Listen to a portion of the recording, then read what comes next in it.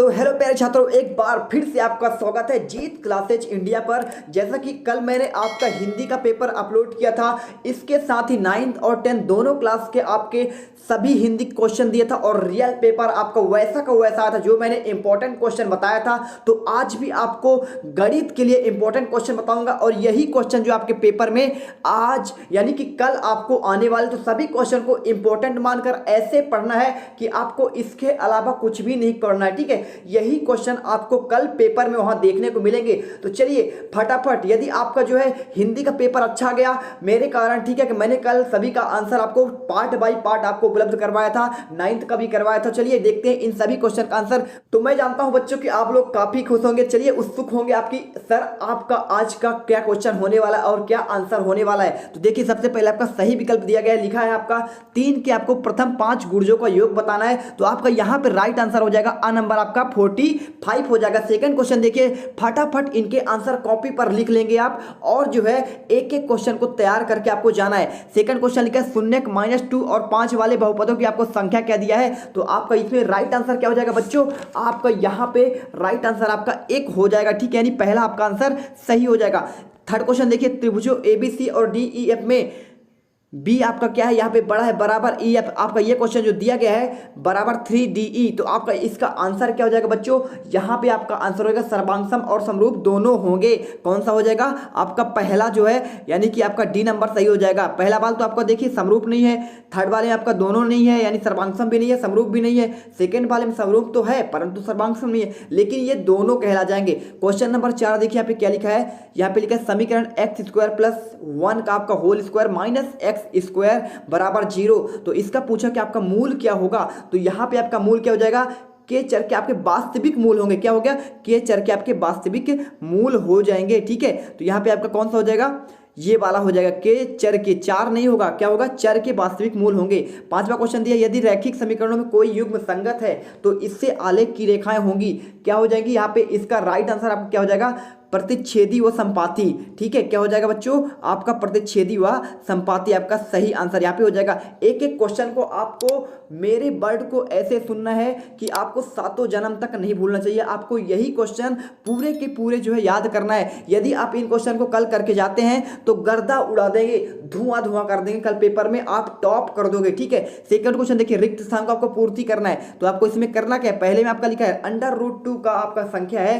तो यहाँ पे देखिए जो भी आपका √2 आएगा, 2 आएगा, 3 आएगा, 4 आएगा, तो ये कैसे होते हैं, आपके अपरिमेय होते हैं। कैसे होते हैं बच्चों, अपरिमेय होते हैं। तो आपका इसका आंसर क्या करना है, आपको अपरिमेय लगाना है।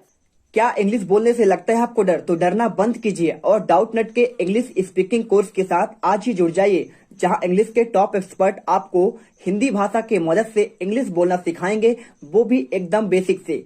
अगर आप इंग्लिश बोलने से हिचकिचाते हैं, अपने इंटरव्यू के लिए इंग्लिश सीखना चाहते हैं, अपने आप को इंग्लिश में हीरो बनाना चाहते हैं, तो ये कोर्स आपके लिए है। आज ही डाउटनेट ऐप पर आकर ये कोर्स खरीदिए और अपने खुलकर इंग्लिश बोलने के सपने को पूरा कीजिए। सेकंड क्वेश्चन देखिए यहाँ पे क्या लिखा हुआ है, यहाँ पे किन्हीं दो संख्याओं के लिए एलसीएम गुणे HCF। तो आपका होता है ये दो संख्याओं का आपका गुणनफल होता है। आपको यहाँ पे A × B लिख देना है। ठीक है, आपके दो संख्याओं का गुणनफल भी लिख देंगे, चल जाएगा। इसके बाद पहले में आपको लिखना है अपरिमेय लिख देना है। ठीक है, इसके बाद देखिए सभी क्वेश्चन को कॉपी में अच्छे से लिख लीजिए आंसर को। थर्ड क्वेश्चन लिखा है सभी वर्ग क्या होते हैं, तो सभी वर्ग बच्चों क्या होते हैं, समरूप होते हैं। इसमें आपको समरूप लिख देना है। ठीक है, अगला क्वेश्चन देखिए, अगला क्वेश्चन यहाँ पे क्या दिया गया है, चौथा क्वेश्चन में आपका यहाँ पे आंसर जो है, क्वेश्चन जो है यहाँ पे क्रॉप हो चुका है। ठीक है, यानी कि आपका दिख नहीं रहा है। चौथा क्वेश्चन का आंसर क्या है देख लीजिए, बता दीजिए। एक द्विघात समीकरण क्या हो जाएगा बच्चों, एक द्विघात समीकरण में बहुपद के अधिक से अधिक कितने शून्यक हो सकते हैं। तो आपको उसमें राइट आंसर लिखना है, इसमें 2 हो सकते हैं। क्या हो सकते हैं, 2। आपको आंसर चौथे में लगाना है। पांचवा आपका क्वेश्चन यहाँ पे दिया, प्रमेय का एक सिद्ध किया हुआ होता है। तो क्या होता है, आंसर आपको यहाँ पे लिख देना है कथन होता है। क्या होता है, कथन। क्वेश्चन नंबर 3 पर चलिए सही जोड़ी आपको बनाना है। आपका पहला क्या लिखा है, यूक्लिड विभाजन। इसमें आपका राइट आंसर क्या हो जाएगा बच्चों, यहाँ पे आपका राइट आंसर हो जाएगा आपका यहाँ पे एल्गोरिथम हो जाएगा। इसके बाद देखिए मूल बिंदु क्या होगा आपका, तो यहाँ पे मूल बिंदु आपका 0 0 होता है, यानी कि आपका कौन सा हो जाएगा, ये 0 0 आपका आंसर इसका सही हो जाएगा। अल्फा प्लस बीटा आपका ये क्या हो जाएगा, इसका आंसर आपका हो जाएगा -b/a हो जाएगा। एक्स क्यू आपका क्या है, ये आपका त्रिघात है, और आपका c बराबर डी क्यू प्लस आर क्या हो जाएगा आपका, ये आंसर होगा। देखो हमने सभी सही जोड़ी के आंसर कर लिए। चलते हैं आपके नेक्स्ट क्वेश्चन पर। तो नेक्स्ट क्वेश्चन में आपका क्या दिया गया, यहाँ पे आपका सत्य और असत्य दिया गया है। तो पहला क्वेश्चन देखिए, एक प्राकृत संख्या का अभाज्य गुणनखंड उसके गुणनखंडों क्रम को छोड़ते हुए अद्वितीय होता है, तो क्या हो जाएगा इसका बच्चों, आपका आंसर ये हो जाएगा सत्य हो जाएगा। ठीक है, आपको इसमें सत्य लगाना है। इसके बाद देखिए आपका सत्य हो गया। इसके बाद सेकंड में घात 1 के बहुपद को द्विघात कहते हैं, तो गलत है। यदि घात 1 होगा तो आपका एक पदी कहलाएगा, 2 घात होगा द्विपदी, 3 पद होगा यानी 3 घात होगा तो त्रिपदी हो जाएगा। ठीक है, तो ये आपका गलत हो जाएगा। इसके बाद थर्ड क्वेश्चन लिखा है, सभी सर्वांगसम आकृतियां समरूप होती हैं परंतु इसका विलोम सत्य नहीं है। तो बिल्कुल सही बात है, क्योंकि सर्वांगसम आकृतियां समरूप तो हो सकती हैं, लेकिन इसका उल्टा यानी कि समरूप आकृतियां सर्वांगसम कभी नहीं हो सकती हैं। तो आंसर ये क्या हो जाएगा आपका, राइट, इसमें लगा देना है। चौथा क्वेश्चन, एक द्विघात समीकरण ax² plus bx plus c बराबर आपका 0 है, तो दो भिन्न वास्तविक मूल होते हैं। इसमें आंसर आपको क्या लगाना है बच्चों, आपको इसमें सत्य लगा देना है। तो देखिए आपका पहला जो है क्या हो जाएगा, सत्य, दूसरा असत्य। इसके बाद आपके दोनों भी आपके क्या हो जाएंगे, यहाँ पे सत्य हो जाएंगे। ठीक है, चलते हैं क्वेश्चन नंबर 5 पर। तो यहाँ पे आपका लिखा है, निम्नलिखित प्रश्नों के उत्तर आपको एक शब्द या एक वाक्य में देना है। तो देखिए आपका पहला क्वेश्चन दिया, रैखिक समीकरण युग को आपको सबसे सर्वव्यापक रूप आपको लिखना है, तो आंसर आपका इसका भी दिखा देंगे हम। सेकंड क्वेश्चन में आपको क्या करना है, यहाँ पे लिखना है, दो आकृतियां जिनके आकार समान हो परंतु आवश्यक रूप से अमाप समान ना हो, क्या कहलाती हैं।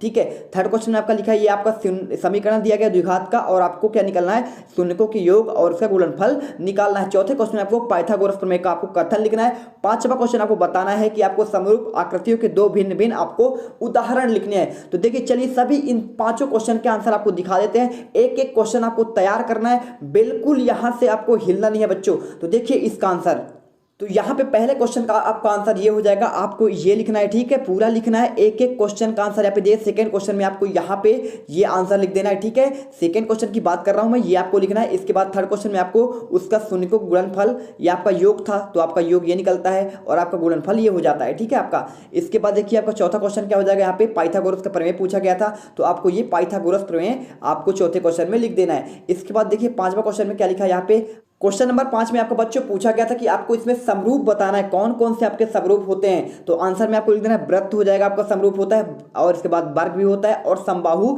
त्रिभुज भी होता है जिसमें सभी भुजाएं बराबर होती हैं। इसके बाद अब बात करें विषम रूप की, आपको तो ये आपको लिखना नहीं है, लेकिन आप देख लीजिए आयत जो है समद्विबाहु त्रिभुज हो गया, विषम बाहु त्रिभुज हो गया, ये क्या होता है आपका विषम रूप होता है। तो प्यारे बच्चों हमने यहाँ पे 5वें क्वेश्चन का सभी क्वेश्चन का सोल्यूशन दे दिया है। देखिए आगे आपका यहाँ पे छठा है, और यहाँ पे आपका 7वां हो गया, 8वां हो गया। इसके बाद आपका यहाँ सभी क्वेश्चन के आंसर मौजूद है। ठीक है, 19, 20, 21। ठीक, तो सभी क्वेश्चन के आंसर आपको जल्द प्रोवाइड कराए जाएंगे। तब तक आप इन क्वेश्चन को अच्छे से कॉपी पर लिखिए। दूसरा पार्ट अभी 1 घंटे बाद आ जाएगा। अब सभी क्वेश्चन आप लिख लीजिएगा और पूरा तैयार कर लीजिएगा और कहर मचा दीजिएगा कल के पेपर में। तो मिलते हैं नेक्स्ट वीडियो पर। जय हिंद, जय भारत।